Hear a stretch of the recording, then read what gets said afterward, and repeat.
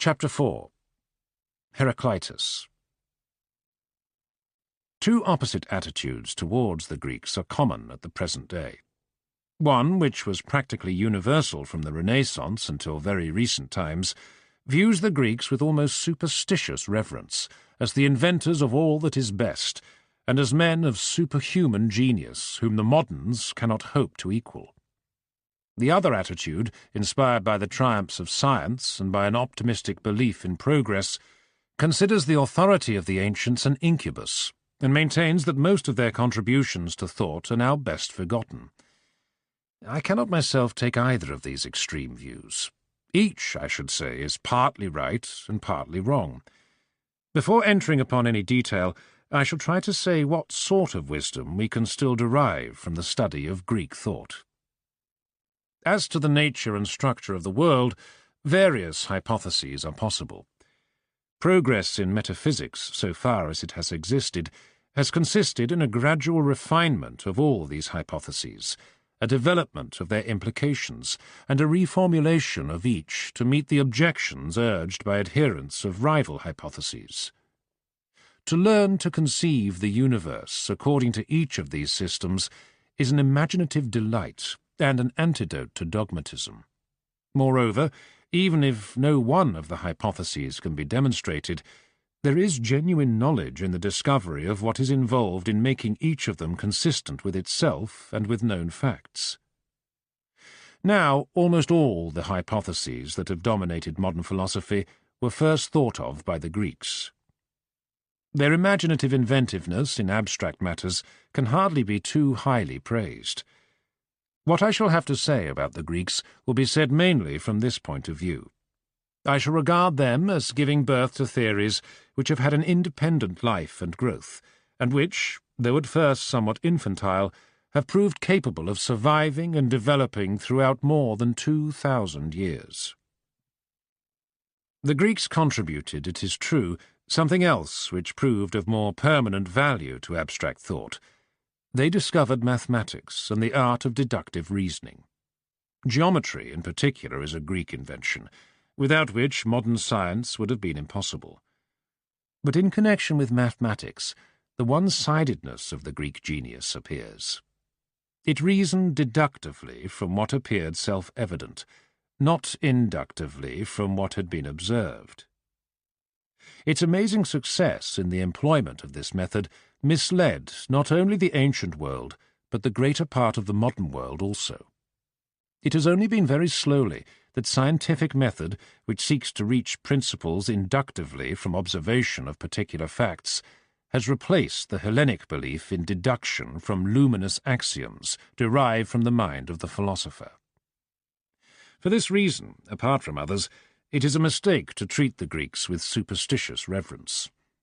Scientific method, though some few among them were the first men who had an inkling of it, is on the whole alien to their temper of mind, and the attempt to glorify them by belittling the intellectual progress of the last 4 centuries has a cramping effect upon modern thought. There is, however, a more general argument against reverence, whether for the Greeks or for anyone else. In studying a philosopher, the right attitude is neither reverence nor contempt, but first a kind of hypothetical sympathy, until it is possible to know what it feels like to believe in his theories, and only then a revival of the critical attitude, which should resemble, as far as possible, the state of mind of a person abandoning opinions which he has hitherto held. Contempt interferes with the first part of this process, and reverence with the second. 2 things are to be remembered: that a man whose opinions and theories are worth studying may be presumed to have had some intelligence, but that no man is likely to have arrived at complete and final truth on any subject whatever. When an intelligent man expresses a view which seems to us obviously absurd, we should not attempt to prove that it is somehow true, but we should try to understand how it ever came to seem true. This exercise of historical and psychological imagination at once enlarges the scope of our thinking and helps us to realize how foolish many of our own cherished prejudices will seem to an age which has a different temper of mind. Between Pythagoras and Heraclitus, with whom we shall be concerned in this chapter, there was another philosopher of less importance, namely Xenophanes. His date is uncertain, and mainly determined by the fact that he alludes to Pythagoras and Heraclitus alludes to him. He was an Ionian by birth, but lived most of his life in southern Italy. He believed all things to be made out of earth and water. As regards the gods, he was a very emphatic free-thinker. Homer and Hesiod have ascribed to the gods all things that are a shame and a disgrace among mortals, stealings and adulteries and deceivings of one another. Mortals deem that gods are begotten as they are, and have clothes like theirs, and voice and form. Yes, and if oxen and horses or lions had hands, and can paint with their hands, and produce works of art as men do, horses would paint the forms of gods like horses, and oxen like oxen, and make their bodies in the image of their several kinds. The Ethiopians make their gods black and snub-nosed. The Thracians say theirs have blue eyes and red hair. He believed in one god, unlike men in form and thought, who, without toil, swayeth all things by the force of his mind. Xenophanes made fun of the Pythagorean doctrine of transmigration. Once, they say, he, Pythagoras, was passing by when a dog was being ill-treated. "Stop," he said. "Don't hit it. It is the soul of a friend. I knew it when I heard its voice."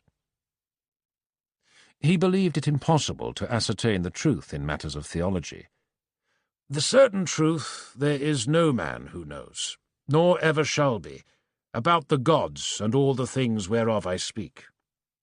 Yea, even if a man should chance to say something utterly right, still he himself knows it not. There is nowhere anything but guessing." Xenophanes has his place in the succession of rationalists who were opposed to the mystical tendencies of Pythagoras and others, but as an independent thinker, he is not in the first rank. The doctrine of Pythagoras, as we saw, is very difficult to disentangle from that of his disciples, and although Pythagoras himself is very early, the influence of his school is mainly subsequent to that of various other philosophers. The first of these to invent a theory which is still influential was Heraclitus, who flourished about 500 BC. Of his life very little is known, except that he was an aristocratic citizen of Ephesus. He was chiefly famous in antiquity for his doctrine that everything is in a state of flux, but this, as we shall see, is only one aspect of his metaphysics. Heraclitus, though an Ionian, was not in the scientific tradition of the Milesians. He was a mystic, but of a peculiar kind. He regarded fire as the fundamental substance. Everything, like flame in a fire, is born by the death of something else. Mortals are immortals, and immortals are mortals, the one living the other's death, and dying the other's life. There is unity in the world, but it is a unity formed by the combination of opposites. All things come out of the one, and the one out of all things. But the many have less reality than the one, which is God. From what survives of his writings, he does not appear as an amiable character. He was much addicted to contempt, and was the reverse of a democrat. Concerning his fellow citizens, he says, "The Ephesians would do well to hang themselves, every grown man of them, and leave the city to beardless lads. For they have cast out Hermodorus, the best man among them, saying, We will have none who is best among us. If there be any such, let him be so elsewhere and among others." He speaks ill of all eminent predecessors, with a single exception. "Homer should be turned out of the lists and whipped.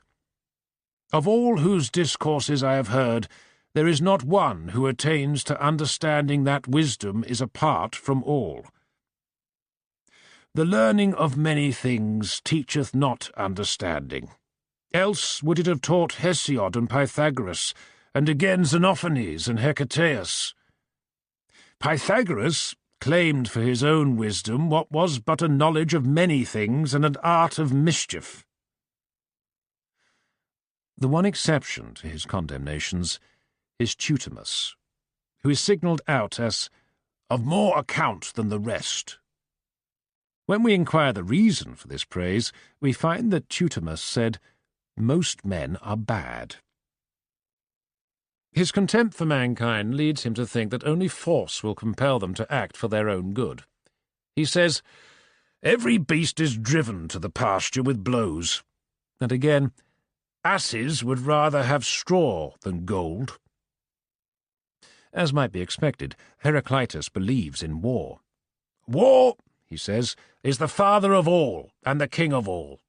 And some he has made gods and some men, some bond and some free." Again, "Homer was wrong in saying, 'Would that strife might perish from among gods and men.' He did not see that he was praying for the destruction of the universe, for if his prayer were heard, all things would pass away." And yet again, "We must know that war is common to all, and strife is justice, and that all things come into being and pass away through strife." His ethic is a kind of proud asceticism, very similar to Nietzsche's. He regards the soul as a mixture of fire and water, the fire being noble and the water ignoble. The soul that has most fire he calls dry. "The dry soul is the wisest and best. It is pleasure to souls to become moist. A man, when he gets drunk, is led by a beardless lad, tripping, knowing not where he steps, having his soul moist. It is death to souls to become water. It is hard to fight with one's heart's desire. Whatever it wishes to get, it purchases at the cost of soul. It is not good for men to get all that they wish to get." One may say that Heraclitus values power obtained through self-mastery, and despises the passions that distract men from their central ambitions. The attitude of Heraclitus to the religions of his time, at any rate the Bacchic religion, is largely hostile, but not with the hostility of a scientific rationalist. He has his own religion, and in part interprets current theology to fit his doctrine, in part rejects it with considerable scorn. He has been called Bacchic by Cornford, and regarded as an interpreter of the mysteries by Flederer. I do not think the relevant fragments bear out this view. He says, for example, "The mysteries practised among men are unholy mysteries." This suggests that he had in mind possible mysteries that would not be unholy, but would be quite different from those that existed. He would have been a religious reformer if he had not been too scornful of the vulgar to engage in propaganda. The following are all the extant sayings of Heraclitus that bear on his attitude to the theology of his day. "The Lord, whose is the oracle at Delphi, neither utters nor hides his meaning, but shows it by a sign. And the Sibyl, with raving lips, uttering things mirthless, unbedizened and unperfumed, reaches over 1,000 years with her voice, thanks to the god in her. Souls smell in Hades. Greater deaths win greater portions. Those who die then become gods.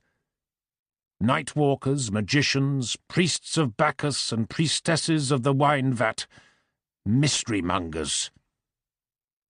The mysteries practised among men are unholy mysteries. And they pray to these images, as if one were to talk with a man's house, knowing not what gods or heroes are. For if it were not to Dionysus that they made a procession and sang the shameful phallic hymn, they would be acting most shamelessly. But Hades is the same as Dionysus, in whose honour they go mad and keep the feast of the wine-vat. They vainly purify themselves by defiling themselves with blood, just as if one who had stepped into the mud were to wash his feet in mud. Any man who marked him doing this would deem him mad."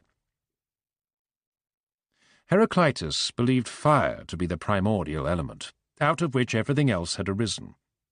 Thales, the reader will remember, thought everything was made of water. Anaximenes thought air was the primitive element. Heraclitus preferred fire. At last, Empedocles suggested a statesman-like compromise by allowing 4 elements: earth, air, fire, and water.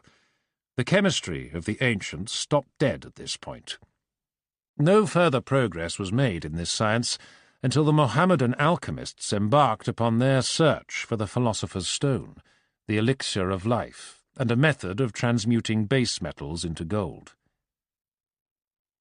The metaphysics of Heraclitus are sufficiently dynamic to satisfy the most hustling of moderns.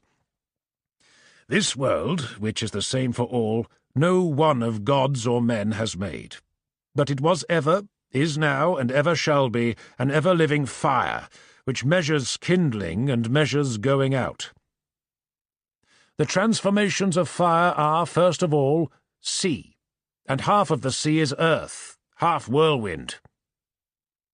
In such a world, perpetual change was to be expected, and perpetual change was what Heraclitus believed in.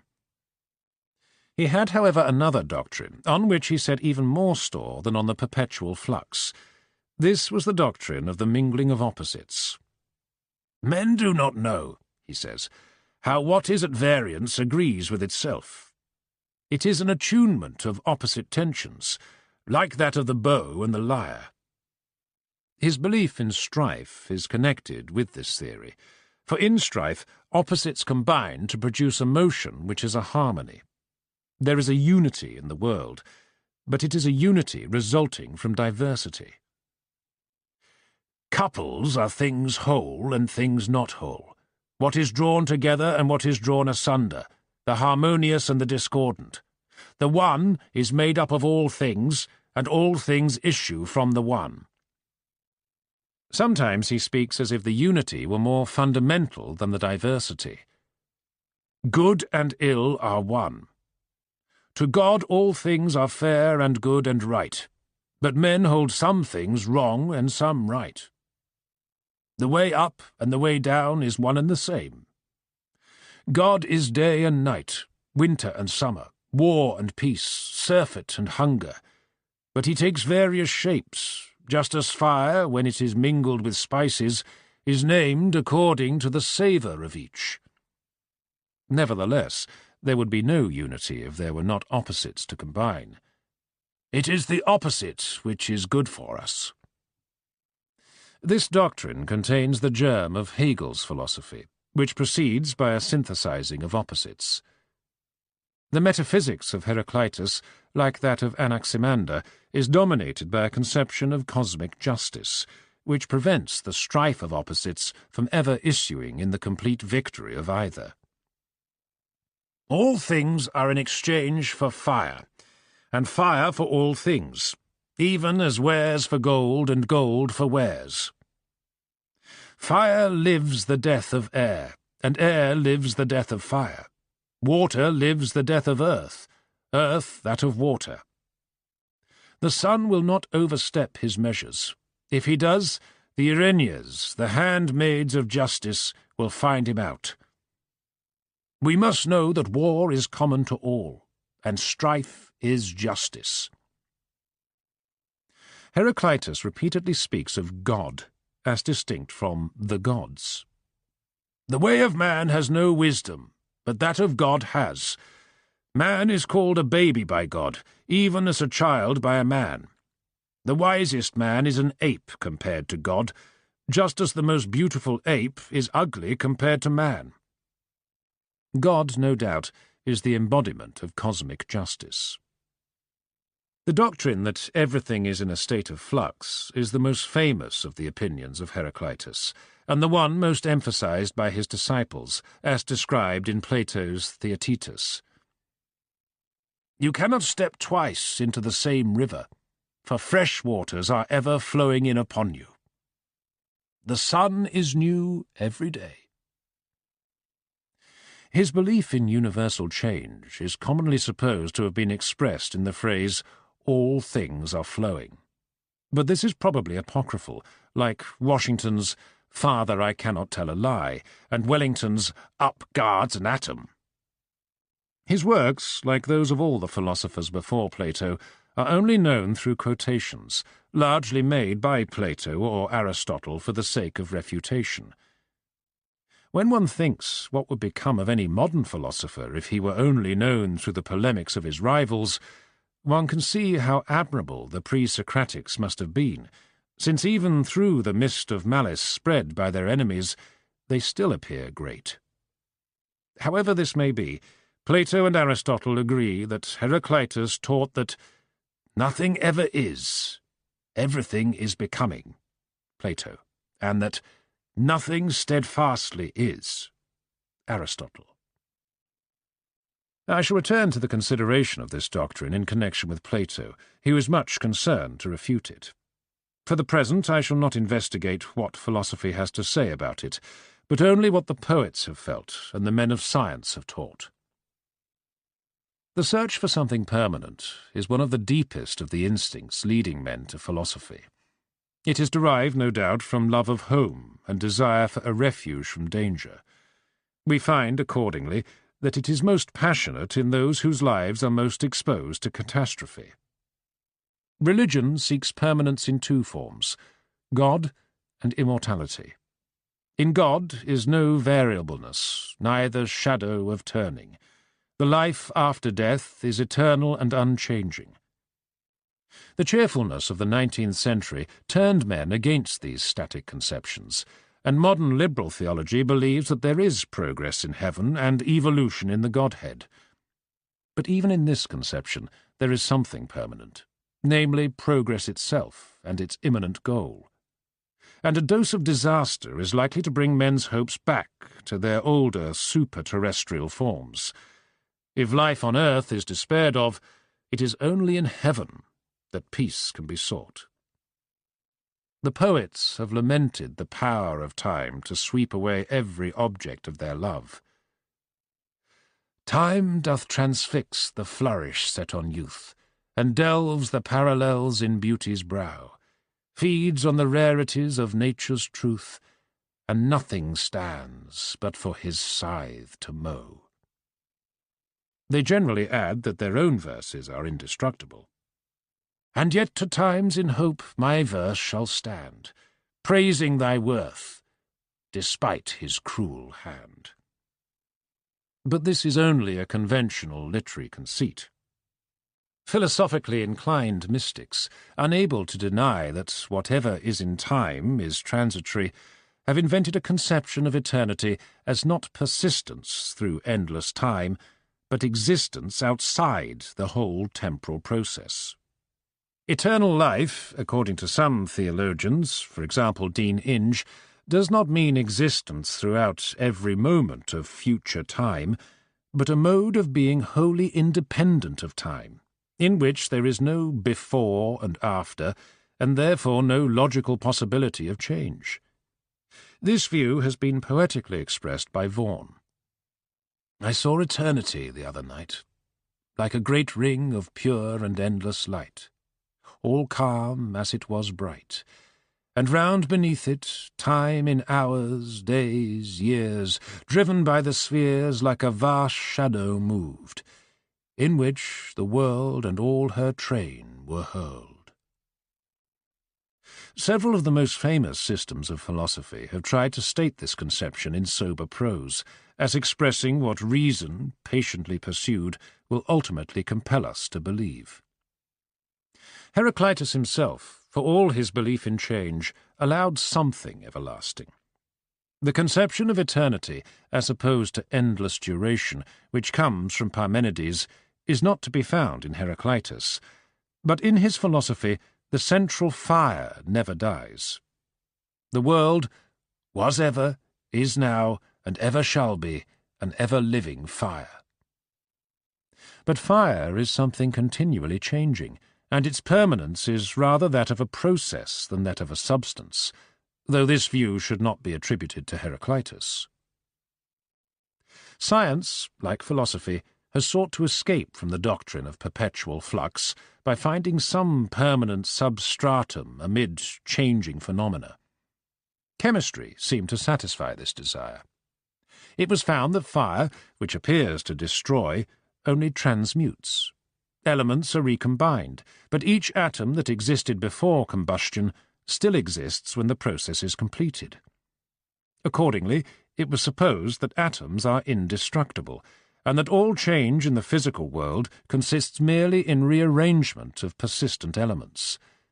This view prevailed until the discovery of radioactivity, when it was found that atoms could disintegrate.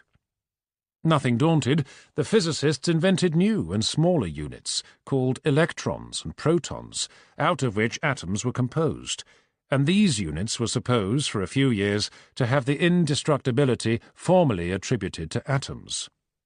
Unfortunately, it seemed that protons and electrons could meet and explode, forming not new matter, but a wave of energy spreading through the universe with the velocity of light. Energy had to replace matter as what is permanent. But energy, unlike matter, is not a refinement of the common-sense notion of a thing. It is merely a characteristic of physical processes.